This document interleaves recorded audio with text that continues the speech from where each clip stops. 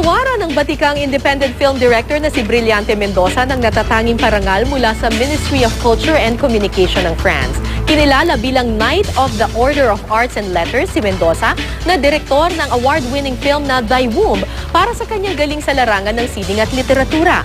Ibinibigay lamang ang naturang parangal sa mga individual na may malaking kontribusyon sa pagpapayaman ng kultura ng France. Kahilera ni Mendoza sa pagkilalang ito ang ilang batikang Hollywood actor tulad ni George Clooney, Jude Law, Clint Eastwood at iba pa.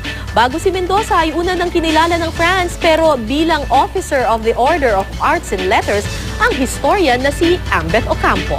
Ani Mendoza, hindi lang daw niya ito tagumpay kundi tagumpay ng lahat ng Pilipino. Ang mga pelikula naman daw niya ay sumasalamin lamang sa mga isyu sa ating lipunan na napupulutan ng aral ng ibang bansa gaya ng France. Sa ngayon ay abala si Direk Brillante Mendoza sa kanyang susunod na pelikula na tatalakayin naman ang kwento ng Sapi kung saan gaganap ang kapuso actor na si Dennis Trillo. It is really a privilege and a great honor to be a Filipino na bibigyan ka ng ganitong karangalan ng isang bansa, no? Lalo-lalo na sa Fransya na napakataas ng tingin nila sa kanilang kultura at saka sa arts.